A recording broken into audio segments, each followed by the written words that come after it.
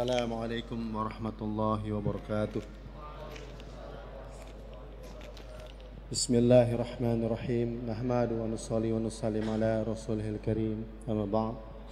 Qala Allah Ta'ala fil Qur'anil Karim ba'da a'udzu billahi minasyaitonir rajim. Bismillahirrahmanirrahim. وإذ أخذنا ميثاق بني إسرائيل لا تعبدون إلا الله وبالوالدين إحسانا وذي القربى واليتامى والمساكين وقولوا للناس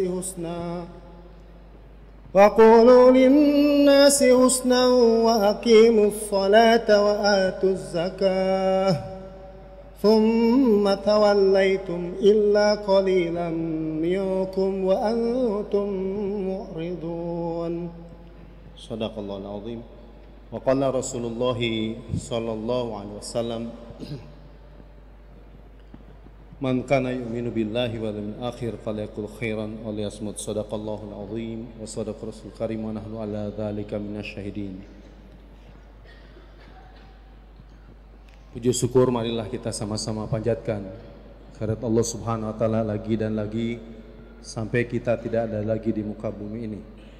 Salat dan salam sebuah terlimpah curah kepada suri tauladan kita baginda Nabi besar Muhammad sallallahu alaihi wasallam. Jamaah salat tarawih yang sama-sama mengharapkan ridha Allah Subhanahu wa taala. Jadi dari ayat yang dibaca tadi itu pertama, ini perjanjian Allah pada Bani Israel. Namun ada pesan yang pertama, la ta'buduna illallah, jangan menyembah kecuali kepada Allah Subhanahu wa taala. Lalu setelah itu wabil walidaini ihsana, dan berbuat baik kepada kedua orang tua, wadzil qurba, kerabat, wal yatama, anak-anak yatim, wal masakin, orang-orang miskin, wa qulu linnasi husna, dan berkata baik kepada manusia, wa aqimus shalah, tegakkan salat, tuz zakah, tunaikan zakat, thumma tawallaitum ila qalilan minkum wa antum muridun. Dan ternyata sedikit, kebanyakan berpaling dari Bani Israel, bahwa sesungguhnya kebahagiaan, kesuksesan manusia di dunia dan di akhirat ini hanya dalam amal agama yang sempurna, seperti yang dicontohkan oleh Rasulullah sallallahu alaihi wasallam. Kunon cari cingkia ya teh. Ngerti bahasa Sunda nggak? Nah, saya mau sampaikan nih Bapak Ibu, jadi potong nih, nggak jadi nih mau nyampaikan materi tadi.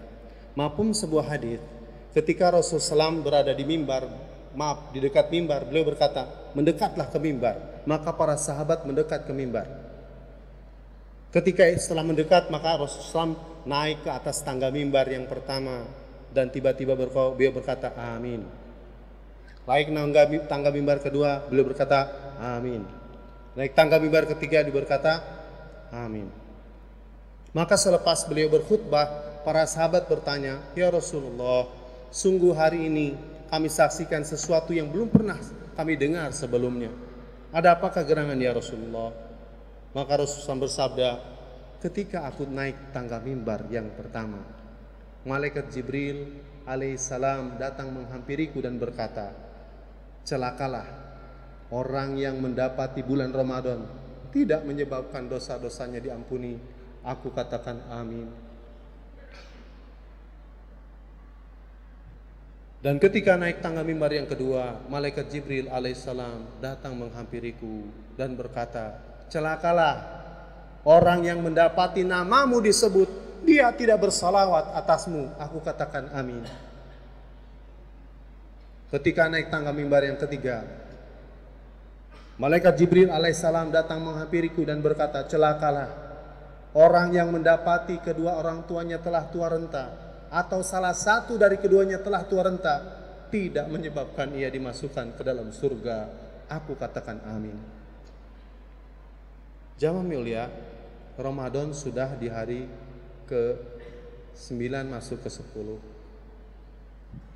Dalam hadis ketika yang saya dapat tugas pertama di sini, yang hadis yang panjang, barang siapa bersedekah di bulan Ramadan kepada orang yang berpuasa untuk berbuka, maka Allah akan ampunkan dosa-dosanya. Dan dia mendapat pahala seperti orang yang berpuasa tadi, tanpa sedikit pun mengurangi jatah pahala yang diberikan kepadanya. Ini bulan ampunan. Maka Bapak, Ibu dan jamaah yang mulia, mari kita berlomba-lomba. Jangan sampai Ramadan berlalu tidak menyebabkan kita diampunkan dosa. Dan hadis Nabi banyak sekali, di antara man qama ramadhana imanan wa ihtisaban ghufira lahu ma taqaddama min dzambi. Barang siapa berdiri salat malam di bulan Ramadan karena iman dan ihtisab. Ihtisab adalah semata-mata mengharapkan pahala hanya dari Allah SWT, maka diampunkan dosa-dosanya telah lalu. Di hadis yang lain, man shoma ramadhana imanan wa ihtisaban ghufira lahu ma taqaddama min dzambi. Barang siapa berpuasa di bulan Ramadan karena iman dan ihtisab, maka diampunkan dosa-dosa yang telah lalu. Di hadis yang panjang riwayatkan Salman dari Ibnu Huzaimah juga disampaikan, barang siapa meringankan beban hamba sahayanya di bulan Ramadan, Allah akan ampunkan dosa-dosanya dan dia diselamatkan dari neraka. Masya Allah. Jadi yang mulia, mari kita optimalkan Ramadan yang tinggal tersisa beberapa hari lagi. Cepat sekali. Dan yang kedua, saya ingin sampaikan yang mulia, ketika nama Nabi disebut, Nabi Muhammad sallallahu alaihi wasallam, tong cicing wae cek orang Bogor mah. Jangan diam saja, tapi sambut dengan salawat Allah sallallahu alaihi wasallam atau Allahumma sholli wa sallim wa barik alaihi. Dalam sebuah hadis, mafhum hadis disampaikan, barang siapa bersalawat 1 kali, maka Allah balas dengan 10 rahmatnya. Barang siapa bersalawat 10 kali, Allah balas dengan 100 rahmatnya. Dan barang siapa bersalawat 100 kali, Allah balas dengan 1000 rahmatnya. Dan barang siapa bersalawat 1000 kali, dia tidak akan mati sebelum ditampakkan surga baginya. Subhanallah. Jamaah mulia, salawat menjadi rukun dalam sholat Jumat. Tidak sah khutbah tanpa salawat. Dan salah satu dibukanya langit untuk ijabah doa sebelum berdoa istighfar, hamdalah, salawat. Dan salawat ternyata merupakan urutan pertama tanda cinta kita kepada Nabi. Dan Allah memerintahkan salat, Allah tidak salat. Memerintahkan puasa, Allah tidak puasa. Tetapi Allah memerintahkan salawat. Innallaha wa malaikatahu yusalluna 'alan nabi. Ya ayyuhalladzina amanu sallu alaihi wasallimu taslima. Allah dan para malaikat bersalawat atas Nabi dan memerintahkan orang beriman bersalawat. Tanda cinta kepada Nabi yang pertama, suka baca salawat.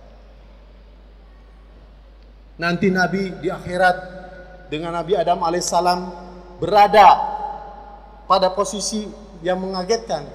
Nabi Adam di sebelah kanan, Rasulullah SAW di sebelah kiri. Kenapa? Ternyata ketika umat Rasulullah SAW ini yang sebelah kiri ini pintu masuk neraka. Rasulullah berada di sana. Ketika ada umatnya yang suka baca salawat, diangkat, dihindarkan daripada masuk neraka, mendapat syafaat. Jamaah mulia, mari kita banyak-banyak salawat. Dan tanda kedua, tanda cinta pada Nabi adalah membaca Al-Quran, tilawah Al-Quran. Tilawah Al-Quran.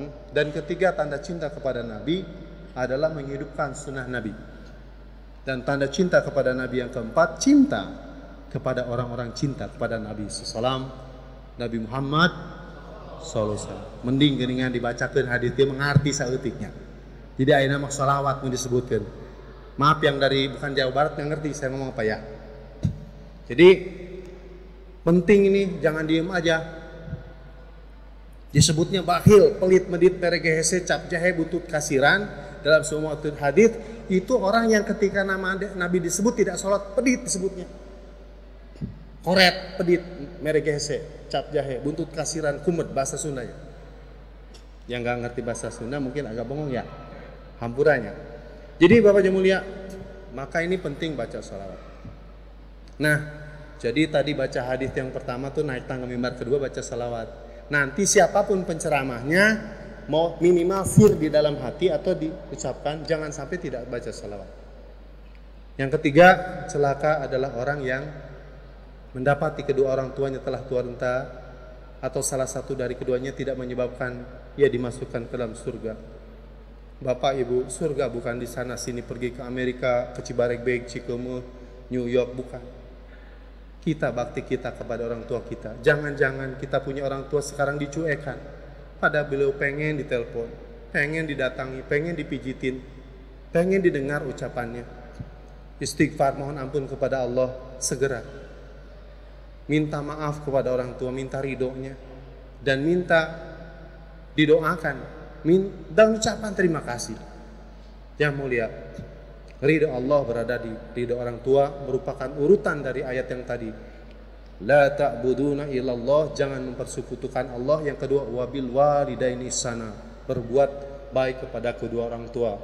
Wadil kurba, kerabat, wal yatama. Nah, ini dalam posisi anak yatim, mohon sama-sama kita nanti yang sayang sama anak yatim, peduli dengan anak yatim, Nabi sabdakan akan bersama di surga seperti ini, dekat.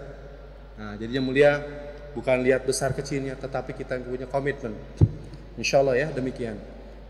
Nah, masih ada 7 menit lagi. Saya ingin sampaikan pada kesempatan ini, dari agenda yang pertama yang saya sampaikan, sesungguhnya kebahagiaan, kesuksesan manusia dunia akhirat hanya ada dalam amal agama yang sempurna, seperti yang dicontohkan oleh Nabi Sallallahu Alaihi Wasallam. Umat saat ini belum ada kekuatan untuk mengamalkan agama secara sempurna karena lemahnya iman. Sedangkan para sahabat Nabi radhiyallahu anhum ajma'in, mereka telah dapat mengamalkan agama secara sempurna karena pada diri mereka memiliki sifat-sifat yang mulia. Karakteristik sahabat yang mulia ini, urutan pertama ternyata punya iman yakin yang benar kepada Allah Subhanahu wa taala. Yakin dengan kalimat la ilaha illallah Muhammadur Rasulullah. Kalau sifat sahabat yang mulia ini ada pada diri kita, kita pun akan ada kekuatan untuk mengamalkan agama secara sempurna. Di Al-Quran semua ayat ini pasti iman, amal soleh, iman duluan. Jadi syarat diterimanya amal soleh, iman. Ini sahabat punya iman yakin, digembleng oleh Nabi di Mekah selama 13 tahun untuk perkara iman. Nah, setelah iman yakin mereka sempurna, maka ketika turun perintah sholat, mudah dilaksanakan. Dan sehingga sholat sahabat memiliki sifat sholat khusyuk wal khudu, sholat dengan konsentrasi batin, merendahkan diri di hadapan Allah, mengikuti cara Rasulullah Sallallahu Alaihi Wasallam. Punya masalah, sahabat sholat, selesai masalah.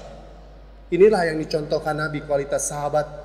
Nabi ketika punya masalah, ada angin puting beliung, maka Nabi berwudu masuk ke dalam masjid, sholat 2 rakaat, dan Nabi tidak keluar masjid sebelum selesai daripada angin puting beliung tersebut. Dan ini diamalkan oleh sahabat. Muaz bin Jabal ketika mendakwakan kalimat la ilaha illallah Muhammadur Rasulullah terhalang oleh gunung, maka beliau sholat 2 rakaat meminta kepada Allah, gunung terbelah memberi jalan. Allahu Akbar. Sa'ad bin Abi Waqqas mendakwakan kalimat la ilaha illallah Muhammadur Rasulullah terhalang oleh laut, sholat 2 rakaat menyelesaikan masalah, sehingga 10.000 pasukan yang melintas di atas laut. Kalau umat Nabi Musa bersama Nabi Musa di bawah laut, ini di atas laut, dan tidak ada satu kaki kuda pun yang basah. Jemaah mulia, inilah kualitas sholat sahabat, dan ini pun akan terjadi pada kita. Wasta'inu bis sabri was salah, jadikan sabar dan sholat sebagai penolongmu. Di ayat lain, ya ayyuhalladzina amanu sta'inu bis sabri was salah innallaha ma'as sabirin. Wahai orang-orang beriman, jadikan sabar dan sholat sebagai penolongmu, sesungguhnya Allah bersama orang-orang sabar. Jemaah mulia, as-salatu mi'rajul mu'min, salat mi'rajnya orang beriman, kontak langsung kepada Allah. Ud'uni astajib lakum, berdoalah padaku pasti dikabulkan. Jemaah mulia, ini bulan agung penuh berkah.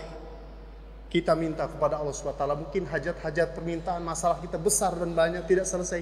Ini saatnya. Bagaimana kualitas sahabat sholat khusyuk wal khudu ini? Tentunya beliau, para sahabat ini tidak ada university, tidak ada pesantren zaman itu. Tetapi kualitas iman sahabat itu begitu kuat, merata, sahabiah, para sahabat keluarga Nabi. Karena ada apa? Sifat ta'alim wa ta'anum. Belajar mengajar, tidak nunggu. Nabi turun ayat, maka disampaikan, belajar sampaikan para keluarganya dan langsung diamalkan. Ta'lim wa ta'lum.